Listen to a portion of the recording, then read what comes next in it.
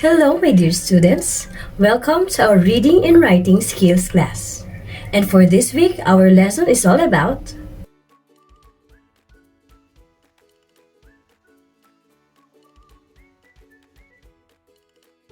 Let's continue our discussion about writing professional correspondence. At the end of the lesson, you are expected to achieve the following most essential learning competency and specific learning objectives. Last week, we discussed the features of the first two professional correspondence, which are resume and application for college admission. To continue our lesson, the focus of our discussion this week is on application for employment and various forms of office correspondence. One of the advantages of the K-12 curriculum is after you finish senior high school, you already can land a job depending on your acquired skill sets. Looking for a job, though, is a long and tedious process, which requires the preparation of the different job forms such as your resume and application letter for employment. Now, let's discuss first about application for employment. So what is an employment application letter? Referred to as the job application letter or cover letter, it is a one-page letter attached to the resume when applying for jobs. The purpose of writing the application letter is to highlight the applicant's experiences and personal qualities. Through this, the applicant can be considered for an interview schedule as well as with available job position. Submission of job application forms, also called as employment forms like this, is a part of the formal hiring process companies sometimes use in order to ensure that they have gathered comprehensive, accurate data from all applicants. The following are some of the guidelines in writing an application letter. First, before you begin writing your job application letter, do some groundwork. Consider what information you want to include. Remember that this letter is making a case for your candidacy for the position. But you can do better than just regurgitating your resume. Instead, highlight your most relevant skills, experience, and abilities. Next, take note that the biggest clues are within the job advertisement, so spend some time decoding the job ad. Next, match your qualifications with the employer's wants and needs.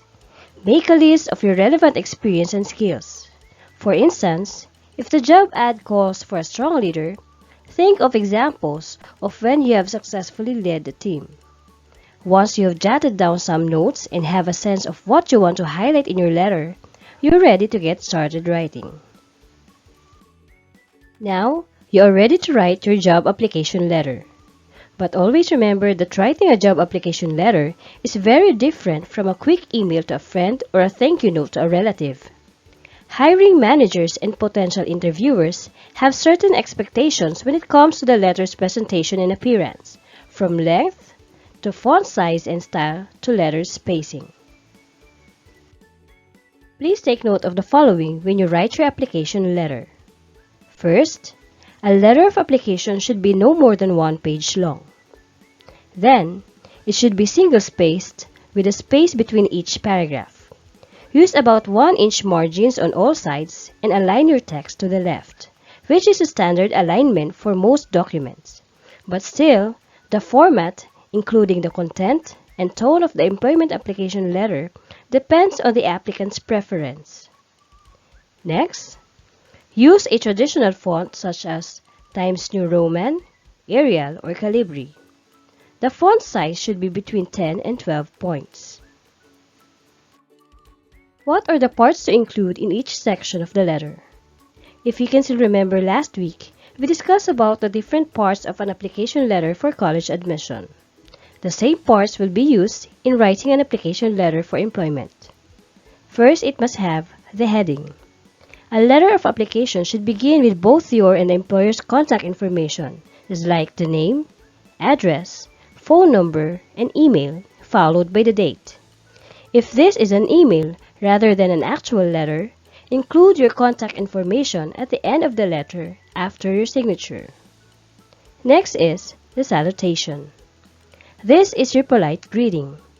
The most common salutation is Dear Mr. or Miss, followed by the person's last name.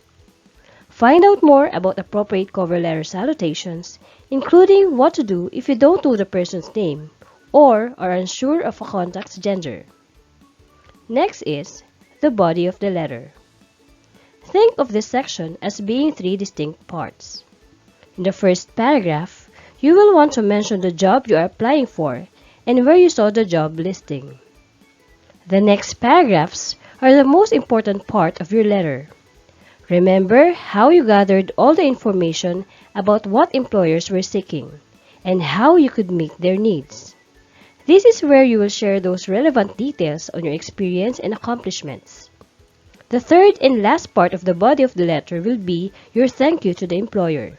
You can also offer follow-up information. Next is a complimentary close. Sign off your email with a polite close such as best or sincerely, followed by your name or what you call the signature. Please take a look on the sample application letter for employment.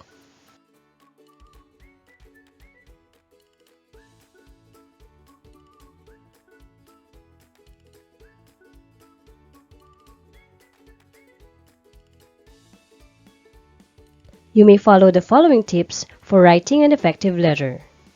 First, always write one. Unless a job posting specifically says not to send a letter of application or cover letter, you should always send one.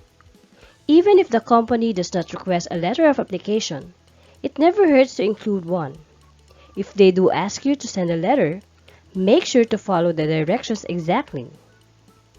Then, use business letter format.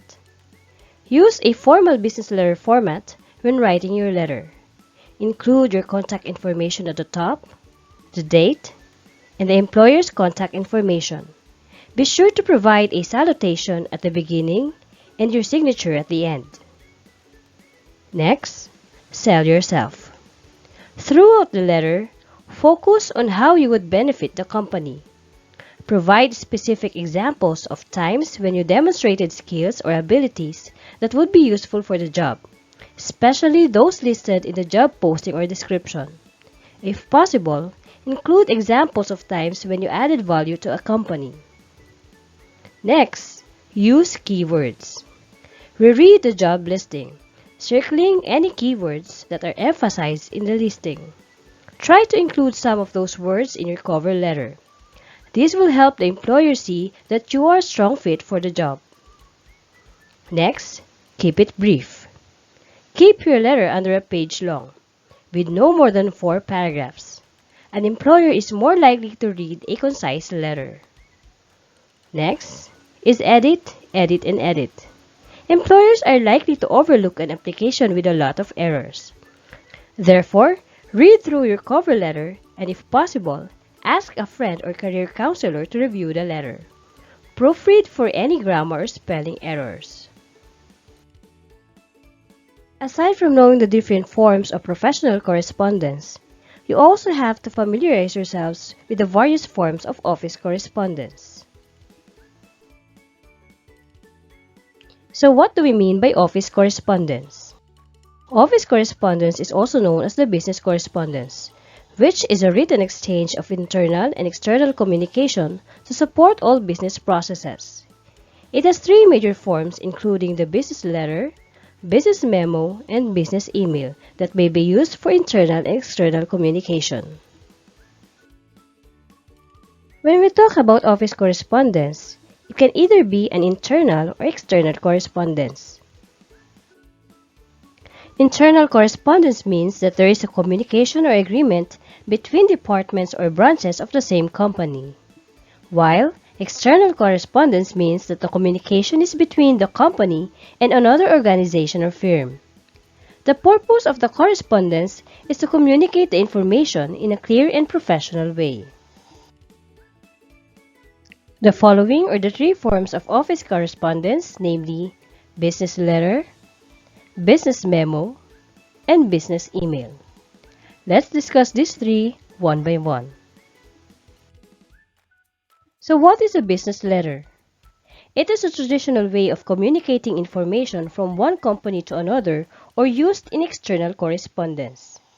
A business letter is a letter from one company to another or between such organizations and their customers, clients, or other external parties. The overall style of letter depends on the relationship between the parties concerned. The format used in writing a business letter depends on the requirements set by the company. Business letters can have many types such as an inquiry letter. Its primary purpose is to know about something or if someone has any query which needs to be answered. It is to be kept short and to the point with directly addressing the inquiry. Second is an acknowledgement letter. It is a letter sent for acknowledgement or recognition or receipt of material or letter from the other party. The acknowledgement can be of receipt of goods and services, receipt of any other letter, or of general inquiries. Next is an order letter. It includes all the relevant details related to the order such as invoice or receipt number, product details along with specifications, quantity of the order, sales tax number, and other details related to the manufacturer, and a figure indicating the total amount of the order. Next is a complaint letter. It is written by one party to another party or entity to convey dismay about a certain issue. Complaints are indicator that something has gone wrong and that has been indicated by a formal business letter. Lastly is the adjustment letter. It is sent to the customers as a response to their claim or complaint. The adjustment can be either in customer's favor, in which case the letter should begin accordingly, and if it is not in the favor of the customer, the tone should be kept factual with the message that you understand the complaint. The second form of office correspondence is the business memo. It is also used to implement internal guidelines or procedures that the employees must follow. Some types of memos are operational memo, financial memo, request for actions, directives, trip report, field report, and dress code memo, among others. The last form of the office correspondence is the business email. It is an office correspondence that can either be internal or external. There is no required format in writing email correspondence, but it is expected that the writer maintains a professional tone. Take note that the header of the letter is written on the blank fields, including the from and to fields. From contains email from the sender, while the field to contains the email of the recipient.